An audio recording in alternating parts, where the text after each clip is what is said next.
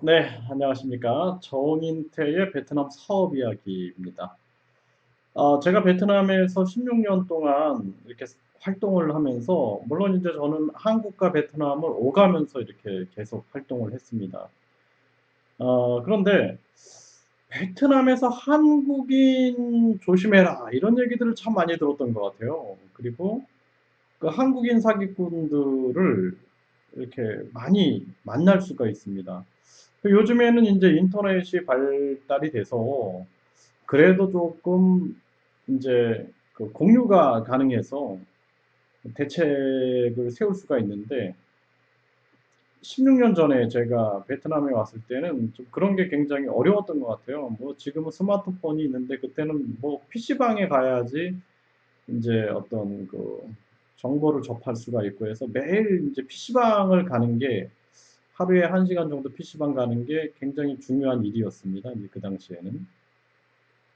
네, 제가 이제 겪은 얘기들을 좀 말씀을 드려보면은, 뭐, 베트남에 뭐, 한 식당이 나왔다고 한번 이걸 인수해 보시면 어떻겠냐, 이런 제안을 하더라고요. 그래서 6만 불, 6만 달러니까 이제 6천만 원 정도죠.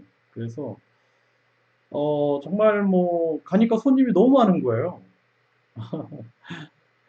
그래서, 와, 이거 괜찮겠다. 그리고 뭐, 주방장도 괜찮은 사람이다 소개시켜주고, 뭐, 심지어는 그 총영사도 와서 밥을 먹고 있더라고요. 그걸 보여주더라고요, 저한테. 그래서 아주 믿음이 막 가게끔 만드는 거예요.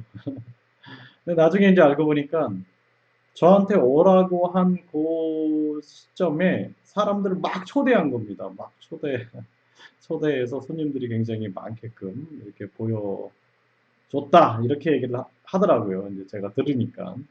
그래서 이제 결국에는 제가 이제 그 베트남의 한 대학교에 사무실을 내놓고 뭐 잘 모르니까 또 이렇게 뭐 현금도 돌 수 있고 또 직원들이 굉장히 많았는데 한국인 직원들이 베트남 음식을 잘 못 먹더라고요. 한국인 직원이 5명이 있었는데 저는 이제 베트남 음식을 잘 먹었는데 이 한국인 직원들이 5명이 못 먹으니까 그래 한국 식당에 가서 먹어라. 그렇게 하면서 이제 한국 식당을 인수를 한 거예요. 6만 달러에.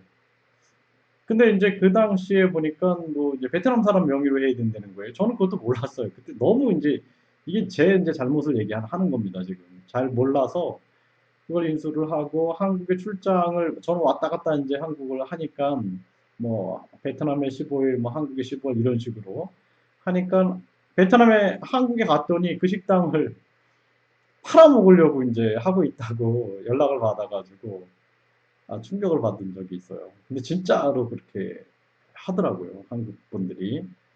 그래서 막 서로 다 사기꾼이래요. 만나면은 한국인들이 저놈 사기꾼이다 조심해라, 저놈 사기꾼이다 조심해라. 아주 머리가 아팠습니다. 그래서 제가 왜 그 베트남에서 한국인 사기꾼을 만날까 이걸 가만히 생각을 해보니까요. 일단은 저를 가지고 생각을 해보면은 저는 이제 준비가 없이 온 거예요, 베트남에. 그래서 한국에서 대학 강의를 하다가 베트남에 와가지고 그냥 그 소개하는 사람 말만 믿고 와서 베트남어도 모르고 베트남 문화도 모르고 아무것도 모르면서 일을 시작한 게 잘못인 거예요. 그게 첫 번째 잘못인 거예요. 아무것도 모르고 준비하지 않았다라는 것입니다. 그러니까 한국인들한테 의존할 수밖에 없는 거예요. 베트남어가 안 되잖아요. 그러니까 한국인들한테 의존해가지고 한국인을 이제 말을 들을 수밖에 없는 거예요. 그분 아니면 아무것도 못하는 거예요. 한국인 소개하시는 분들. 그래서 한국인 소개하시는 분한테 노트북도 제가 선물해드리고 너무 고마운 거예요. 이렇게 안내해 주시고. 그래서 골프채도 선물을 해드렸어요. 정말 감사하다고. 나중에 알고 보니까 이제 뒤에서는 팔아먹는 일들을 하고 계시고 나중에 보니까 이제 그분이 감옥에 가셨더라고요. 또 참. 그래서 이제 결국에는 뭐 저도 그 6만 달러를 나중에 이제 접었으니까 그런 상황들을 겪었고요. 그리고 계속해서 제가 한국인들을 많이 만났어요. 어떤 한국인들은 이제 뭐 또 두 번째는 이제 제가 그 한국어를 몰라 베트남어를 모르고 베트남에 대한 준비 없이 와서 한국인들을 만날 수밖에 없는 거예요. 근데 한국인들 중에 뭐 예를 들어서 주재원들, 삼성 주재원이다 그러면 이 사람들 바빠요. 저 만나줄 시간도 없습니다. 그러니까 항상 그 한국인 그 타운, 코리아 타운 쪽에 가면은 그렇게 이제 있는 한국인들이 있어요. 그런 한국인들이 오기만을 기다리는 분들이 있어요. 다른 분들은 다 열심히 자기 일 하느냐고 바빠요. 그러니까 그런 분들을 만날 수밖에 없는 거고. 그 다음에는 이제 제가 좀 외롭잖아요. 베트남에 있으니까 외로우니까 또 한국인들이 이렇게 또 코리아타운에 한국인들이 많아요. 그래서 뭐 이렇게 맥주 한잔 하고 있으면 한국인이십니까? 뭐 하면서 말을 걸고 하면 너무 반갑고 동포를 만났다 뭐 이런 생각을 자꾸 하게 되는 거예요. 그래서 이제 어떤 분들은 한국에서 베트남에 한국에서 무슨 현대를 뭐 다녔다 뭐 다들 화려해요. 뭐 말씀들은. 그런데 뭐 이 베트남이 너무 매력이 있어서 거기를 그만두고 베트남에 와서 사업을 하는데 사기꾼들한테 많이 당했다. 이 한국인 사기꾼들한테. 그렇게 얘기를 하면서 정말 안타까운 얘기들을 하더라고요. 그래서 제가 이제 제 방을 한 방, 이제 베트남은 이렇게 집이 뭐 한 5층, 6층 막 그러잖아요. 그러면은 한 층에 방이 두 개씩 이렇게 있잖아요. 그래서 막 8개씩 방이 막 있는 경우가 있는데 한 방을 이제 제가 그 진짜 그냥 사용하게끔 해줬어요. 그리고 다시 한번 일어나 보십시오. 기회를 드린 거죠. 근데 이 두 분이 이상한 게 아침에 막 뭐 2시 막 이렇게 일어나는 거예요. 그래서 저는 깜짝 놀랐어요. 그리고 밤에는 어딜 가는지, 밤에는 늦게 오는지 뭐,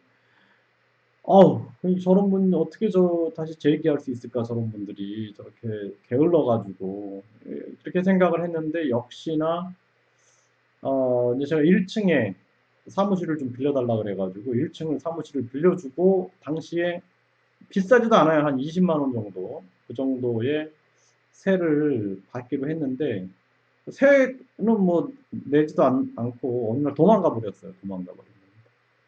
그리고 그것도 더 제 돈을 한 1000달러 정도 또 훔쳐갖고 도망가더라고요. 그래서 아이고 진짜 이게 뭐 뭐랄까 안타까운 거죠. 안타까운 거죠.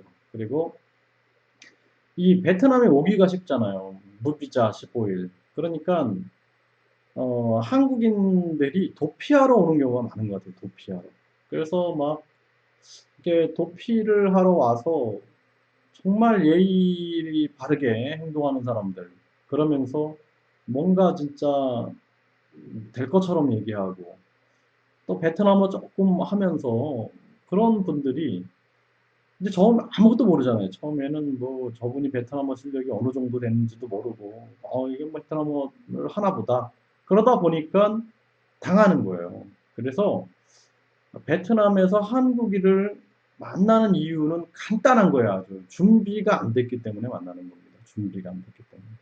그래서 뭐 수업료를 치른다고 생각을 해야 될지 모르겠는데 저도 참 16년이라는 세월 동안 많이 좀 안타까운 상황들을 많이 겪었어요. 그래서 베트남에서 사업을 한다 그러면은 준비를 하셨으면 좋겠어요. 준비. 일단은 베트남어 준비, 제일 좋은 거는 1년 동안 아무것도 하지 마세요. 그리고 뭐 사업한다고 얘기를 하고 다니지 마세요. 제가 이렇게 제가 지금은 이제 하기 싫어가지고 안 하는데 상담을 이제 한국어, 베트남어 교육을 하면서 상담을 많이 해드렸는데 이분들이 뭐 저희가 이제 한국어 교육원이 있으니까 여기 학생들 기숙사가 있어요. 기숙사에 이제 거주하고 싶다고. 그 거주를 하게 해주면은 꼭뭐 학생들을 나중에 빼간다든지 뭐 이상한 일들을 하시더라고요. 그래서 제가 그런 분들이 왜 그런가 이제 가만히 생각을 해보니까 참 베트남에서 이게 생존하기가 상당히 어려운 거예요. 왜 생존하기 어렵냐? 베트남어도 안 되죠. 그러다 보니까 무리수를 자꾸 두는 거예요. 사람들이 무리수를 뭐 행용도 하고 악용도 하고 뭐 정보도 빼가고 학생도 빼가고 뭐 고객도 빼가고 이런 그래서 이제 그 한국인들을 조심해라 이런 얘기들을 많이 하는데 한국인 분들이 그 열심히 사시는 분들은요, 이게 만날 수가 없어요. 만날 시간도 없고, 그분들은 시간이 있으면은 그 시간에 운동도 하시고, 뭐, 나름대로 여가 활동도 하시고, 뭐, 연구도 하시고, 공부도 하시고 그러겠죠? 꼭 문제가 발생되는 것은 코리아타운에서 저 할 일 없이 이렇게 새로운 한국인들 들어오는 걸 기다리는 분들, 이런 분들은 정말 빨리 한국으로 가셔서 다시 이제 처음부터 시작하시는 게 좋습니다. 아니면은 베트남에서 점점 삶이 힘들어질 수밖에 없을 것 같아요. 그리고 요즘에는 보면은 한국에서 젊은이들이 또 많이 들어와요. 젊은이들이 뭐 이렇게 베트남에 취업하겠다고 들어오고 뭐 들어오는데 허영심에 가득 찬 젊은이들이 있어요. 허영심에. 그래서 막 자신들이 굉장히 우월한 것처럼 베트남 사람들보다 허영심에 가득 차서 이렇게 들어오는 경우. 저는 그런 걸 항상 얘기해 주죠. 현지화 되세요, 현지화. 자전거 타고 다니시고, 걸어 다니시면서 현지화 되시고, 베트남어 열심히 공부하시고, 현지화 됐으면 좋겠다. 이런 얘기들을 항상 해줍니다. 그래서 베트남에서 한국인 사기꾼을 만나는 이유, 비자, 그쵸? 비자, 무비자, 그리고 접근이 너무 쉽다라는 거.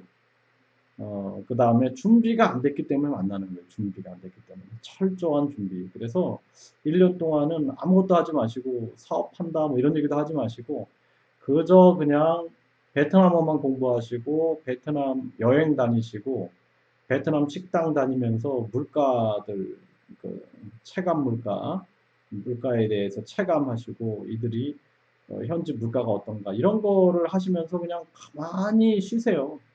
그래서 적응이 이렇게 되면은 그때 하세요, 그때. 사업한다 그러면은요, 사기꾼들이 몰려드는 거예요. 베트남에 좋은 사람 많습니다. 좋은 한국인들 많아요. 저도 그 한국인 분들, 좋은 분들이 있어요. 근데 그분들 만나기 쉽지 않아요. 그래서 우리가 한 달에 한 번 만나서 점심 식사를, 비빔밥을 이렇게 먹으면서 얘기를 하는데, 그런 귀한 만남들이 있어요. 또 베트남 사람들도 좋은 사람 많습니다. 정말 좋은 사람 많아요. 그런데 그게 내가 사업하러 왔는데 베트남어도 못하고 막 아무것도 몰라. 그러면 어때요? 사기꾼들이 막 접근하는 거예요. 베트남 사기꾼들, 한국인 사기꾼들. 그러고 나서 이제 베트남 나쁘다, 뭐 이렇게. 베트남에 한국인 사기꾼 많다, 뭐 베트남 사기꾼들 많다, 이렇게 얘기하는 거예요. 안 보이는 거예요. 안 보이는 거. 가려지는 겁니다.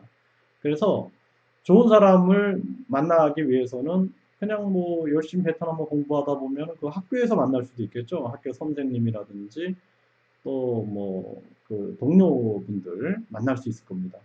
그리고 이제 이렇게 생활하다 보면은 또 좋은 사람들 만나요. 이렇게. 그럼 그때 이제 사업을 하시면 좋겠습니다.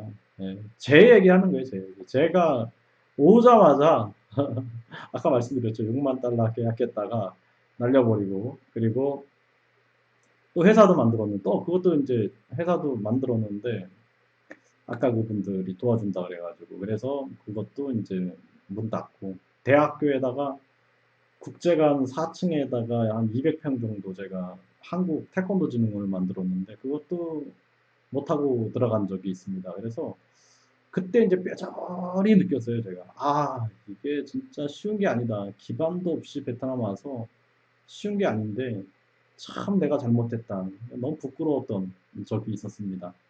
네. 그 다음에 이제 제가 했던 어떤 다양한 사업 이야기들 끊임없이 제가 정인태의 베트남 사업 이야기에서 들려드리도록 하겠습니다. 감사합니다.